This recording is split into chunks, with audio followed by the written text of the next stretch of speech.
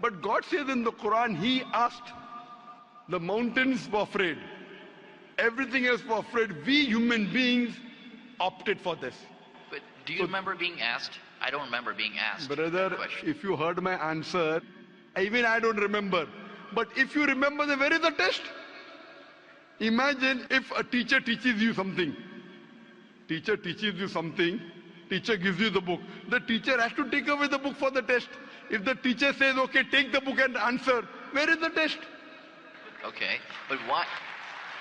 After the examination is over, you can go home and check or not. But even before the exam began, God knows. Brother, listen to me. After the examination is over, can you go and check home or not in the textbook? Absolutely. But during the examination, can you check? No. So now the examination is going on, brother. Once it's over, you can check. If you tell teacher, I want to see the textbook, I don't remember. No.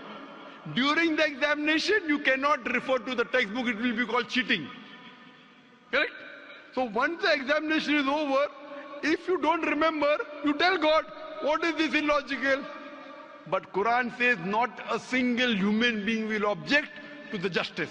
Let the test go over.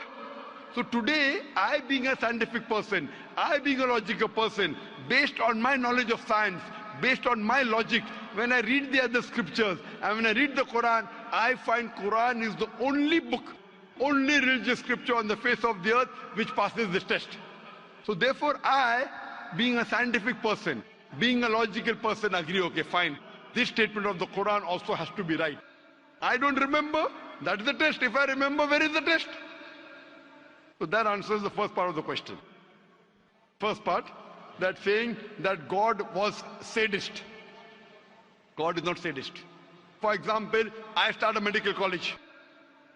I want the school students to go to medical. How many students who go to school enter the medical college?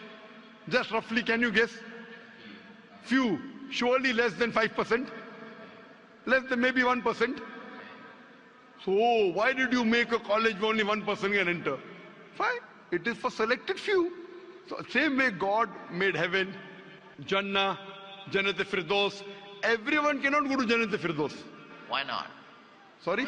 Why not? Why can't everyone go to medical college? Because it's human capacity. If humans were capable of being able to put everyone in medical college, they would. That's the way we are made. The same way everyone cannot become a doctor.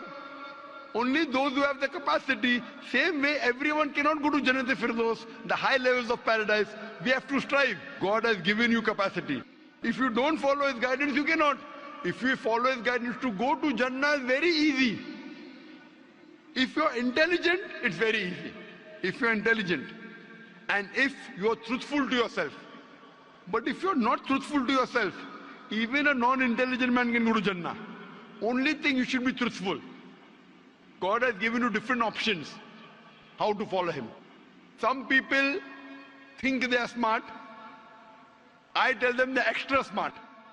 If they were smart, they would see it is crystal clear, in black and white, that this is the word of God. You have to follow it.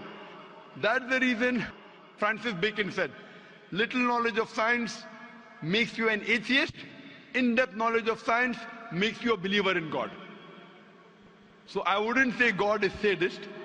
I said we were fools who opted to undergo the test. Not God. God gave you an option. What do you want to be? We chose. So we are responsible, not God. God is not a sadist. We are fools. That's what the Quran says. On the day of judgment, you will come to know, inshallah, you and I both. Inshallah, if I go to Jannah, inshallah, I'll pray to God, I'll thank God. You know, I was a good person, I choose to be a human being. If you pass that, if you fail, then we will curse our own self. Hope that answers the question. The second part? Sorry, what was the second part?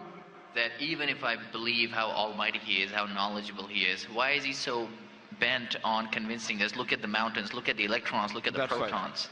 The second part of the question was that why does Almighty God give references of the mountain, that He's created this? For Him it is peanuts. So why is He talking? You know why is He saying? He's saying these peanut things, mountain, they would shudder.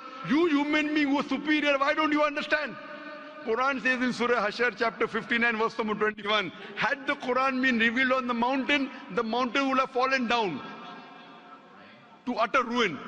But to us human beings it makes no difference. He's giving these examples to show that these things which are so powerful, the mountains, etc., which he has created, would have submitted their will. Why don't you human beings do? He's trying to give an example that we are fools. He's not trying to praise himself. And whenever he asks us to praise him, or when he says, for we say Allahu Akbar, God is the greatest, do you think it will change Allah? No. Whether you say 1,000 times Allahu Akbar or 1,000,000 times, he cannot become greater. He's already the greatest. The reason we say these things is because it is our human mentality, our human nature, that we follow the people who are famous, we follow the people who we praise. For example, your mother has a heart attack. There is an unknown person on the street who gives you the treatment.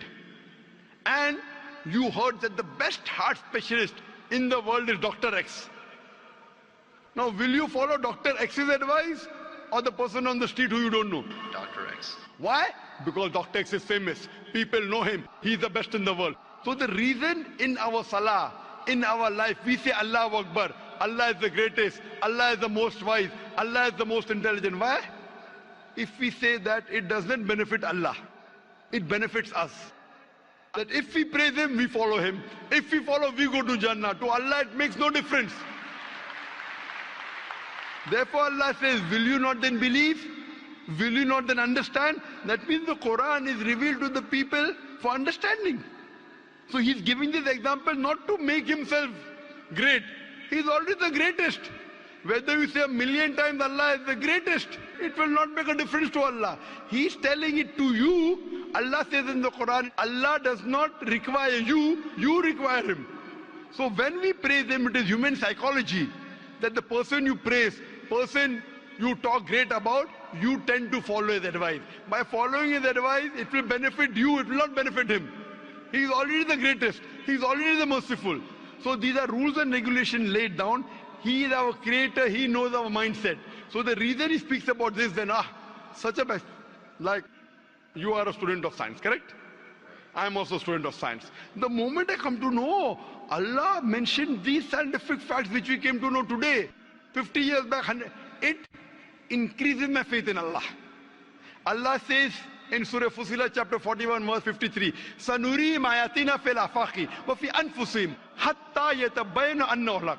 Soon we shall show them our signs in the furthest regions of the horizons and into their soul until it is clear to them that this is the truth. So Allah is giving these examples so that it benefits us.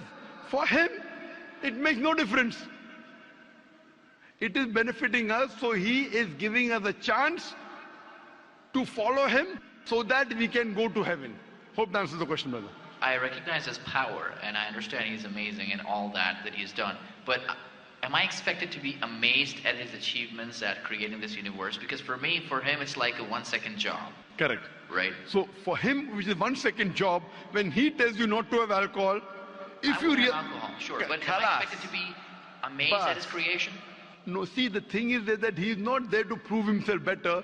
If you believe that for him it is peanuts, so will a person lie? No. So if he says don't have alcohol, you will not question him. No. Don't have pork, you will not question him. Yeah, but I'm not amazed at his creation because for him it's nothing. Compared to us, it's amazing. For him, it's nothing. Right. But compared to us, a person who can create the universe, when he tells me not to have alcohol, I immediately follow. Sure, I don't mind following him, but do I have to be amazed at his creation, as is said in the Quran? See, as you asked me the question, should I be amazed at the creation? Right. I would say, if I believe human being is a better creation, then yes, I'm amazed, and then I say, Alhamdulillah, he has made me better than that.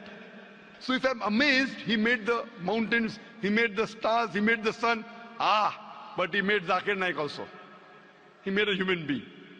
And we are the best of creation. So he gives these examples so that we realize what benefit he has given to us. All the favors he has given to us. Talking about the science, talking about the protons, talking about the mountains. Finally he says, human beings are the best creation. So in comparison, we have to agree that our Creator has created this human body, the molecules, the DNA, the complex thing, which can never come by chance. So in this way, we are amazed at the creation of the human being. And then we submit to Him. If we are not amazed, only by being amazed, we submit that He is our Creator, He is worth worshipping. No one else can do that. This is so that we worship Him and we pass the test and we go to paradise. Hope that answers the question. If Bill Gates gives me $100, should I be amazed that he has given me that money? I believe that the question has been answered, and unfortunately we are very constricted for time. You are welcome to come back tomorrow, inshallah. As with all of the brothers and sisters, we have come to the end of tonight's session, so please a very big thank you. This last. It said, if Bill Gates gives you $100, Would I be amazed? will you get amazed? Brother, the question is, why should Bill Gates give you $100?